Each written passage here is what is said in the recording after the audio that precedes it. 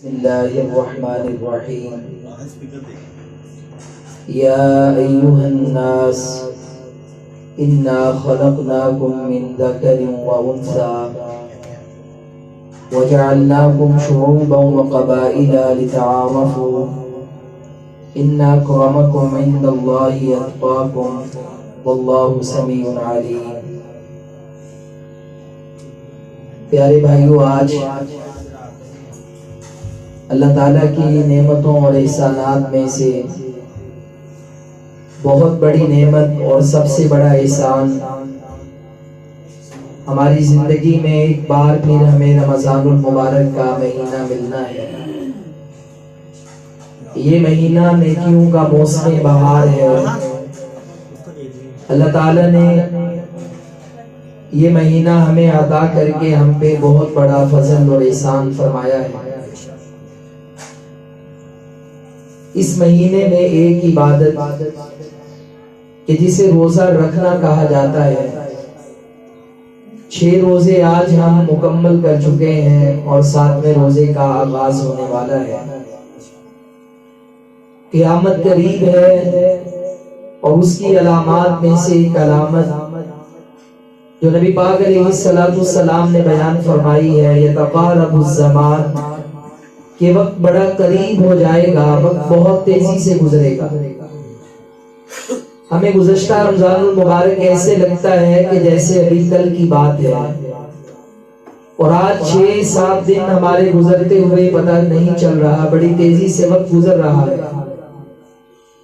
اللہ تعالیٰ نے یہ جو ہمیں نعمت عطا فرمائی ہے، اس کا ہمارے لیے ایک ٹارگٹ ہے، ایک ہدف ہے، ایک مطلوب و مقصود ہے.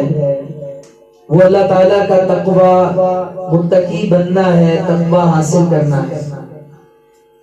روزے کا مقصد بھی اللہ تعالیٰ فرماتے ہیں لعلکم تتقون. پہلے پارے میں اعبدوا ربکم، تم اپنے رب کی عبادت کرو، اور اللہ فرماتے ہیں مقصد کیا ہے، لعلکم تتقون. جہاد کی بات آتی ہے تو اللہ تعالیٰ فرماتے ہیں ان تتقوا اللہ، کہ آپ نے اللہ تعالیٰ سے ڈرنا ہے، اپنے دلوں میں تقوی پیدا کرنا ہے. حج کی بات آتی ہے تو تقوی ہے. گویا ہم تمام عبادات میں جہاں جہاں سے گزر رہے ہیں، اللہ تعالیٰ ہر عبادت کے موقع پر ہمارے دلوں میں تقوی پیدا کرنا چاہتا ہے، ہمیں متقین کی صفوں میں دیکھنا چاہتا ہے.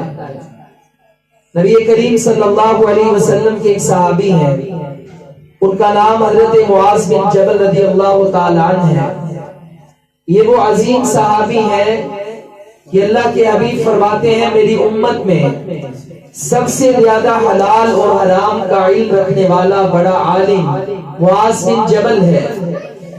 قیامت والے دن علماء کرام جن کی قیادت میں جنت میں جائیں گے وہ سردار معاذ بن جبل ہے. نبی پاک علیہ السلام اپنے اس عظیم صحابی کو یمن کی طرف گورنر بنا کے روانہ کرتے ہیں. آپ جا رہے ہیں، آقا علیہ السلام ان سے محبت کرتے ہوئے، پیار کرتے ہوئے، ان کی حوصلہ افزائی کرتے ہوئے نبی پاک علیہ السلام ان کے ساتھ ساتھ چل رہے ہیں. آپ نے ان کی سواری کی مہار پکڑی ہے، معاذ اس کے اوپر سوار ہے اور اللہ کے رسول پیدل چل رہے ہیں. یہ پیار ہے، یہ اعزاز ہے معاذ بن جبل کے لیے رضی اللہ تعالیٰ. جب مدینے کی وادی اوجل ہو جاتی ہے، معاذ بن جبل کہتے ہیں اللہ کے حبیب آپ اب یہاں سے جائیے، مجھے الوداع کرنے میں یمن کی طرف روانہ ہو چکا ہوں. نبی پاک علیہ السلام نے انہیں اپنے سینے سے لگایا، الوداعی ملاقات کی اور ساتھ ایک جملہ ارشاد فرمایا. آپ نے کہا معاذ ہو سکتا ہے کہ آئندہ سال تو مدینے میں آئے، تجھے میری مسجد تو نظر آئے، مگر میری قبر اور میرے روزے سے گزرنا پڑے. تیری اور میری ملاقات ہو سکتا ہے آئندہ سال نہ ہو. حضرت معاذ رضی اللہ تعالیٰ نے یہ بات سن کے رو پڑے کہ یہ اللہ کے حبیب سے آخری ملاقات ہے، اور یہ بھی رو رہے تھے. تو نبی پاک علیہ السلام نے ایک حدیث ارشاد فرمائی آپ نے کہا معاذ یہ جدائی تو عارضی جدائی ہے کہ میں دنیا سے چلا گیا اور تو اگلا سال آئے یہاں بے مدینے میں تو مجھے دیکھ نہ پائے، لیکن فکر تو ہمیشہ کی جدائی یا ہمیشہ کے ساتھ کے بارے میں کرنی چاہیے۔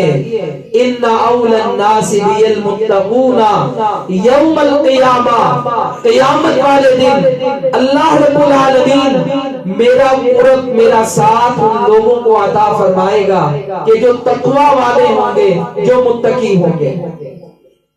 من کانو وحیث کانو، جب یہ تقوی پیدا ہو جائے، انسان متقین کی صفوں میں شامل ہو جائے، اللہ کے حبیب فرماتے ہیں وہ لوگ کہاں سے ہوں گے، کس قوم سے تعلق رکھتے ہوں گے، اللہ تعالیٰ کو اس بات کی کوئی پرواہ نہیں۔ جو بھی متقی ہے اللہ قیامت والے دن اسے میرے حضور کا ساتھ عطا فرما دے گا۔ نبی کریم علیہ السلام کا ساتھ چاہیے تو ہمیں تقوی پیدا کرنا ہے، متقی بننا ہے۔ اور اللہ تعالیٰ قرآن مجید میں فرماتے ہیں وَسَارِعُوا إِلَىٰ مَغْفِرَةٍ مِّن رَّبِّكُمْ وَجَنَّةٍ عَرْضُهَا السَّمَاوَاتُ وَالْأَرْضُ، لوگوں دوڑیے، آگے بڑھیے اپنے رب کی طرف۔ اس نے جو مغفرت کے پیکج کا اعلان کیا ہے، اللہ سے گناہ معاف کروا لیں، جنت حاصل کر لیں، وہ جنت اتنی بڑی ہے، عرضها السماوات والارض، دنیا میں مکان خریدتے ہیں، مرلوں میں ہوتا ہے، کنالوں میں ہوتا ہے، ایکڑوں میں ہوتا ہے، وہ جنت کے جس کی لمبائی چوڑائی رقبہ مرلوں ایکڑوں کنالوں میں نہیں ہے۔ فرمایا زمین و آسمان کے برابر ایک جنت ہوگی۔ اللہ یہ جنت ہم حاصل کرنا چاہتے ہیں، یہ آفر کس کو دے رہا ہے؟ یہ اتنی بڑی جنت کا حقدار کون بنے گا؟ فرمایا اعدت للمتقین، قیمت بڑی آسان ہے، اللہ تعالیٰ نے یہ تیار کی ہے متقین کے لیے۔ آپ متقی بن جائیں، اپنے دلوں میں اللہ کا ڈر پیدا کر لیں، اللہ کا خوف پیدا کر لیں۔ قرآن مجید میں اللہ تعالیٰ نے، آپ اکثر یہ سنتے ہیں خطبات میں، دروس میں، کتابوں میں، قرآن میں، حدیث میں پڑھتے ہیں، اللہ تعالیٰ نے کئی ایک بار جگہ پہ فرمایا ہے اتقوا اللہ، اتقوا ربکم، تم اللہ سے ڈرو، تم اپنے رب سے ڈرو۔ کیا اللہ تعالیٰ ایسی ذات ہے کہ جس سے ڈرا جائے، جس سے دور بھاگا جائے؟ بالکل نہیں۔ اللہ تعالیٰ تو محبت کرتا ہے، ایمان والے اللہ سے محبت کرتے ہیں، اللہ ایمان والوں سے محبت کرتا ہے۔ جس سے بندے کو محبت ہو جائے پھر اس کی ناراضگی کا ڈر رہتا ہے۔ اللہ رب العالمین نے کہا تم اللہ سے ڈرو، اللہ کو ناراض کرنے سے ڈرو، کوئی ایسا کام نہ کرنا کہ جس سے تمہارا رب تم سے ناراض ہو جائے۔ لہذا ہمیں ایسے کام کرنے چاہیے کہ جس سے ہمارا رب راضی ہو جائے، ہم اللہ تعالیٰ کی ناراضگی سے بچیں، اللہ تعالیٰ کو ناراض کرنے سے ڈریں۔ اللہ تعالیٰ نے یہ اتنی بڑی جنت تیار کی ہے متقین کے لیے، یہ تو فیصلہ ہے۔ قرآن میں اللہ فرماتے ہیں ہم نے تمہیں ایک مرد اور عورت سے پیدا کیا ہے اور تمہارے بہت سارے گروہ اور قبائل بنا دیے ہیں، یہ قبیلے، یہ ذاتیں، یہ گروہ، کوئی ذات میں کچھ ہے، کوئی برادری میں کچھ ہے، کوئی کسی خاندان سے تعلق رکھتا ہے۔ اللہ فرماتے ہیں یہ تو لتعارفوا، آپس میں پہچان کا ایک سبب ہے۔ قیامت والے دن دنیا میں یا آخرت میں اللہ کے ہاں نیکی کا معیار، عزت کا معیار، بڑائی کا سٹینڈرڈ وہ ذات برادری نہیں ہے بلکہ وہ تقوی ہے۔ ان اکرمکم عند اللہ اتقاکم، جو جتنا متقی بن جائے گا وہ اللہ کے قریب ہو جائے گا، عزت والا بن جائے گا۔ دو مثالیں آپ کے سامنے ہیں، ایک بندہ غلام ابن غلام ہے، رباح کا بیٹا بلال ہے، رنگ کا کالا ہے، موٹے موٹے ہونٹ ہیں، افریقہ حبشہ سے مکے میں آیا ہے، غلامی کی زندگی بسر کرتا ہے، کوئی بڑا خاندان نہیں ہے، لیکن کلمہ پڑھ کے مسلمان ہوئے، دل میں تقوی ہے، ایمان ہے۔ اللہ کے رسول فرماتے ہیں بلال رات کو میں نے جنت کی سیر کی ہے، میں اپنے آگے آگے کسی کے چلنے کی آواز سن رہا تھا، میں نے سوال کیا، مجھے بتایا گیا کہ یہ آپ کا امتی بلال ہے، چل زمین پہ رہا ہے، اس کے قدموں کی آہٹ جنت میں سنائی دیتی ہے۔ اور اسی کے مقابلے میں ایک بندہ ہے، پیارا اتنا ہے، چہرہ سفید ہے، رنگ ایسا لال سرخ کہ جیسے آگ کے شعلے برس رہے، لوگ اسے اس وجہ سے ابو لہب کہتے ہیں، شولوں والا، بڑا پیارا، لیکن خاندان کیا ہے؟ اللہ کے رسول کا چچا ہے، قریشی ہے، ہاشمی ہے، سیدی ہے، عربی ہے، مکے کا رہنے والا، مکی ہے، میرے پیغمبر کا رشتہ دار ہے، دل کے اندر ایمان نہیں، تقوی نہیں، زبان سے کلمہ نہیں پڑھا۔ اللہ قرآن میں کہتے ہیں تبت یدا ابی لہب وتب، یہ ابو لہب تباہ و برباد ہو گیا، اس کے ہاتھ ٹوٹ گئے، نہ اس کا مال کام آیا، نہ خاندان کام آیا۔ اللہ بتانا یہ چاہتا ہے کہ بندو، تم پاکستان کے رہنے والے ہو، شہر لاہور میں بسنے والے ہو، 1500 سال کے بعد اللہ کے نبی کی دنیا سے رحلت کے بعد پیدا ہونے والے ہو، اگر میرے پیغمبر کے امتی ہو، تم عربی نہیں، ہاشمی نہیں، آل رسول نہیں، کوئی بات نہیں، تم ایمان پیدا کر لو، تقوی پیدا کر لو، اللہ قیامت والے دن تمہیں کامیاب کر دے گا، جنت کا وارث بنا دے گا، اپنے پیغمبر علیہ السلام کا ساتھ عطا فرما دے گا۔ اور اگر ایمان نہیں، عمل نہیں، تقوی نہیں، جتنے مرضی دعوے کرو، جو سی مرضی نسبتیں لے آؤ، کوئی کام نہیں آئے گی۔ پیارے بھائیوں، یہ جو روزہ ہے، عبادات ہے، نمازیں ہیں، حج ہے، عمرہ ہے، صدقہ و خیرات ہے، جہاد ہے، ہماری ایک ایک عبادت ہمارے اندر تقوی پیدا کرتی ہے، ہمیں اللہ کے قریب کرتی ہے، اللہ تعالیٰ سے ملاتی ہے۔ اور اس کی کچھ علامتیں ہیں۔ نمبر 1، اگر آپ یہ پرکھنا چاہتے ہیں کہ میرے اندر تقوی ہے یا نہیں، اس کی پہلی علامت یہ ہے، بعض بندے یہ سمجھتے ہیں کہ متقی وہ ہوتا ہے کہ جس سے گناہ نہیں ہوتا، ایسی بات نہیں، گناہ صرف انبیاء سے نہیں ہوتا، باقی ہر بندے سے غلطی ہو سکتی ہے۔ قرآن میں اللہ فرماتے ہیں متقی کون ہے؟ والذین اذا فعلوا فاحشۃ او ظلموا انفسهم ذکروا اللہ فاستغفروا لذنوبہم۔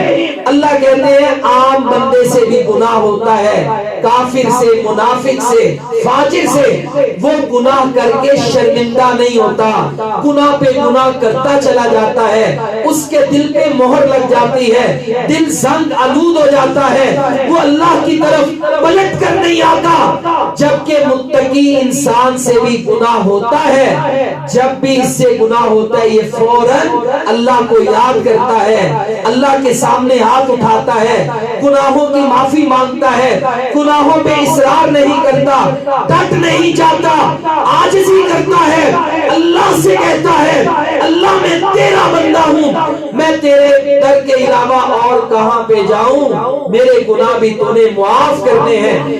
اللہ فرماتے ہیں متقین غلطیاں کرتے ہیں مگر وہ غلطیوں پہ ہمیشہ قائم نہیں رہتے، اللہ سے توبہ کرتے ہیں، اللہ تعالیٰ انہیں معاف کر دیتا ہے۔ اللہ کتنی توبہ، نبی کریم علیہ السلام فرماتے ہیں 1 گناہ نہیں، 2 گناہ نہیں، 10 گناہ نہیں، 20 نہیں، لاکھ نہیں، 100 نہیں، کروڑ نہیں، فرمایا سمندر کی جھاگ کے برابر۔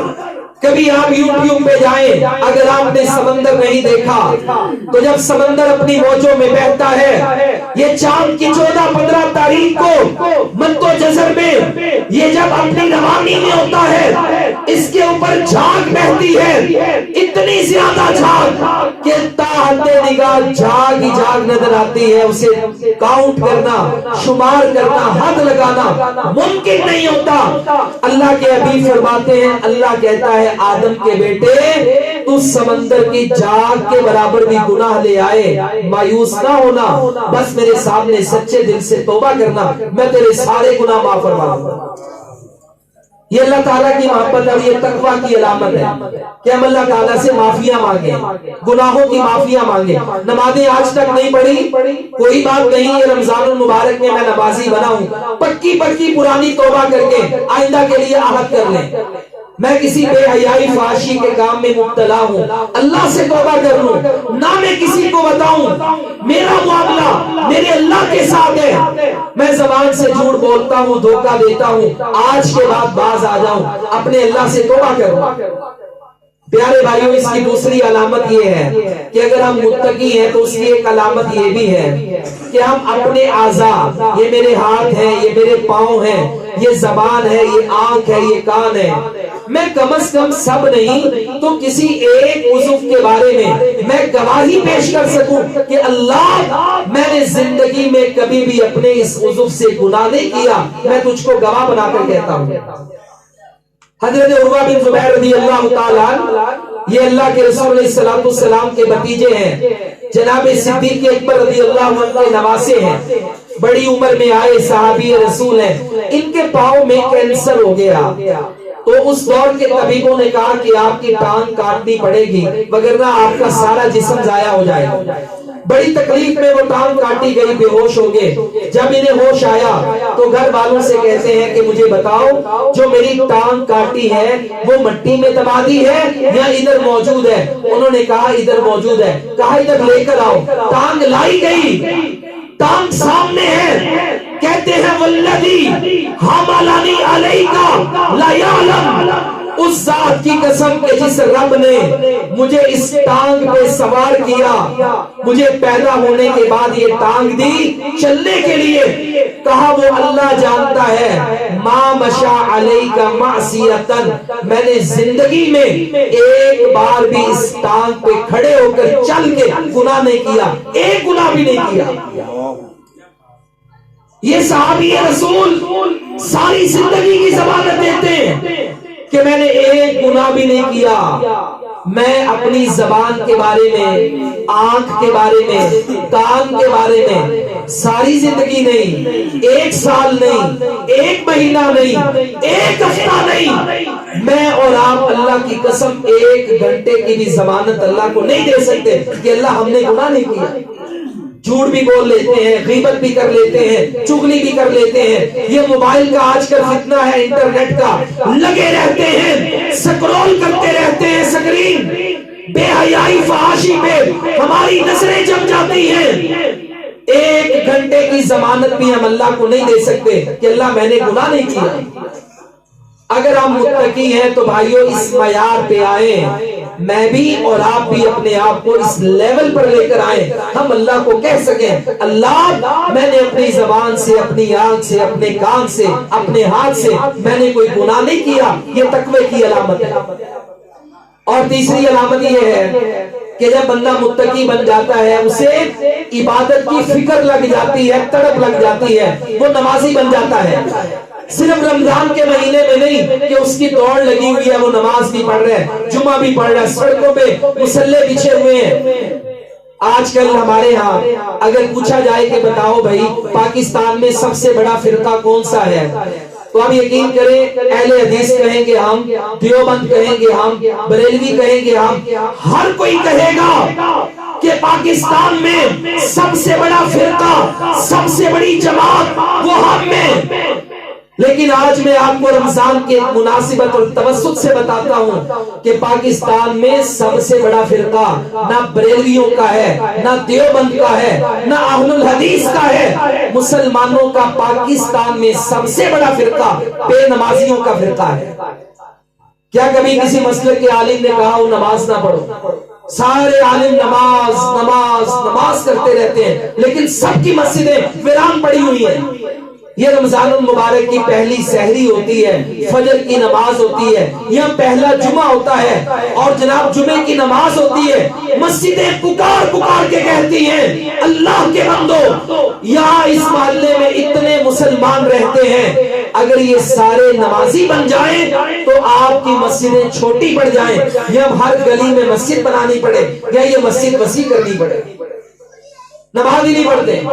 تو یہ نماز کی چاہت، فکر، عبادت کی تڑپ، یہ بڑی ضروری ہے۔ سید عائشہ رضی اللہ تعالی عنہا ام المؤمنین فرماتی ہیں کہ اللہ کے حبیب میرے گھر میں ہوتے، باتوں میں مصروف ہوتے، کلام میں مصروف ہوتے، کام میں مصروف ہوتے، اچانک اذان کی آواز آتی، حی علی الصلاۃ حی علی الفلاح، ابھی اذان کی آواز آ رہی ہے، بلال، عبداللہ بن ام مکتوم، کوئی نہ کوئی صحابی جو مؤذن تھے اذان دیتے تھے، اذان کی آواز آئی، مصطفیٰ کریم صلی اللہ علیہ وسلم کے کانوں میں اذان کی آواز پڑی، سب کچھ چھوڑ دیتے، مسجد میں چلے جاتے، اللہ کے رسول ایسے ہو جاتے جیسے بیگانے ہیں، میرا اور اللہ کے نبی کا کوئی تعلق ہی نہیں، رشتہ ہی نہیں ہے۔ ادھر اذان ہو رہی ہوتی ہے، ہم کہتے ہیں سنا بھائی کیا منگواؤں، چائے پیو گے، پانی پیو گے؟ وہ کہتا ہے نماز کا ٹائم ہے، کوئی بات نہیں، لیٹ بھی ہوگی تو پڑھ لیں گے جا کر۔ اولاً پڑھنی نہیں، اگر پڑھنی بھی ہے تو نماز کام میں یا مہمانوں میں ضائع کر دیتے ہیں۔ اور اللہ کے حبیب علیہ السلام اللہ سے اتنا ڈرنے والے ہیں کہ جب بھی اللہ کی صدا آتی ہے، مؤذن رب کی آواز دیتا ہے، اللہ اکبر، اللہ سب سے بڑا ہے، فوری طور پہ سب کچھ چھوڑ کے چلے جاتے، بیگانے ہو جاتے، جیسے کسی کو جانتے ہی نہیں ہے۔ یہ اللہ کے رسول علیہ السلام کی سنت ہے، آپ کا طریقہ مبارک ہے۔ آئیے پیارے بھائیوں، یہ کچھ علامتیں ہیں کہ ہم عبادات میں آگے بڑھیں، دل میں اللہ کا خوف پیدا کریں۔ نبی علیہ السلام سے ایک صحابی کہتے ہیں اللہ کے حبیب میرے 80 سے زیادہ غلام ہیں، کبھی کبھی وہ کام میں اتار چڑھاؤ کریں، میں انہیں صدا دیتا ہوں، میرا سوال یہ ہے اگر میں انہیں صدا دوں کیا کل قیامت والے دن اللہ تعالیٰ مجھ سے حساب تو نہیں لے گا؟ اللہ کے حبیب فرماتے ہیں دیکھو اگر تو نے اسے صدا دی اور آگے سے تو نے اس کے عمل کے برابر صدا دی تو اللہ کے ہاں تو بری ہے، اگر ان کی غلطی تھوڑی تھی، کم تھی، تیری صدا زیادہ تھی، قیامت والے دن اللہ تعالیٰ تجھ سے حساب لے گا، یہ تو نے ان پر ظلم کیا ہے۔ وہ صحابی اسی وقت اللہ کے رسول سے فرماتے ہیں اللہ کے حبیب قیامت والے دن اللہ کو اس عمل کا بھی جواب دینا پڑے گا، میں رب کو جواب نہیں دے سکتا، میں اسی موقع پہ آپ کو گواہ بنا کر کہتا ہوں میں نے سارے غلام اللہ کے لیے آزاد کر دیے کہ نہ میرے پاس ہوں گے، نہ میں انہیں صدا دوں گا، نہ کل قیامت والے دن حساب ہوگا۔ یہ ہم میں زیادتی بھی کرتے ہیں، ظلم بھی کرتے ہیں، حق بھی دباتے ہیں، رشتہ داریاں بھی توڑے جاتے ہیں، بندوں کے حقوق بھی غصب کیے جاتے ہیں۔ کوئی ہمیں اللہ کا ڈر یاد دلا دے، کہتے ہیں دے دیں گے اللہ کو حساب، جواب دے دیں گے اللہ کو، اور دیکھا جائے گا جب مریں گے قیامت والے۔ یار پیسے لینے ہیں تیرے بیٹے سے، کہتا جاؤ قبر اٹھا کر قبر سے نکال کر پیسے لے لو، نہیں تو اللہ تعالیٰ کے دربار میں دیکھنا۔ یہ وہ جملے ہیں وہ ہماری سوسائٹی کے جو ہم مال غصب کرتے ہوئے، حق دباتے ہوئے بعد میں لوگوں سے کہتے ہیں۔ بھائیو اللہ کے سامنے کھڑا ہونا کوئی آسان نہیں ہے۔ قرآن میں اللہ کہتا ہے وَلِمَنْ خَافَ مَقَامَ رَبِّهِ جَنَّتَانِ، اللہ تعالیٰ کو جواب دینا تو دور ہے، جو بندہ رب کے سامنے کھڑا ہونے سے ڈر گیا اللہ اس بندے کو اس کے بدلے میں ایک نہیں دو جنتیں عطا فرمائے گا۔ تو لہذا جو متقی ہوتا ہے نا اس کے اندر ایک علامت یہ بھی ہوتی ہے وہ اللہ کے سامنے کھڑا نہیں ہو سکتا، وہ اللہ سے کہتا ہے یا اللہ میں تجھے جواب نہیں دے سکتا، مجھے دنیا میں معاف کر، تو دنیا میں ہی میرا حساب برابر کر دے، میں کل قیامت والے دن تجھے جواب نہیں دے سکتا۔ تو پیارے بھائیوں یہ رمضان المبارک کا آج 6واں روزہ ہے، مکمل ہو رہا ہے، 7ویں رات کا آغاز ہو رہا ہے۔ تمام عبادات کا مقصد تقوی ہے، اللہ کے ہاں عزت تقوی میرٹ ہے، جنت تقوی میرٹ ہے، کہ قیامت والے دن نبی علیہ السلام کا ساتھ تقوی میرٹ ہے، دنیا اور آخرت میں کامیابی تقوی میرٹ ہے۔ یہ تقوی کیا ہے؟ یہ دل کی ایک کیفیت کا نام ہے کہ جب بندہ دل میں یہ طے کر لے کہ میں نے اپنے محبوب کو سب سے زیادہ محبت میری اللہ سے ہے، میں نے اپنے رب کو ناراض نہیں کرنا، کوئی ایسا کام نہیں کرنا کہ جس سے میرا رب مجھ سے ناراض ہو جائے۔ جب یہ کیفیت پیدا ہو جائے گی، جو عبادات، روزہ، نماز، صدقات، جہاد، سب عبادتیں یہی کیفیت پیدا کرنے کے لیے آتی ہیں۔ اور آئیے رمضان کے مہینے میں جو دن گزر گئے سو گزر گئے، ابھی بہت سے دن باقی ہیں، ہم اپنی ایسی ٹیوننگ کر لیں ایسی سروس کر لیں، دلوں کا ایسا زنگ اتار دیں، اسے ایمان اور تقوی سے ایسے منور کر لیں، اللہ کی محبت اس میں آ جائے، اور پھر ہم اپنے رب کو کبھی بھی ناراض نہ کریں۔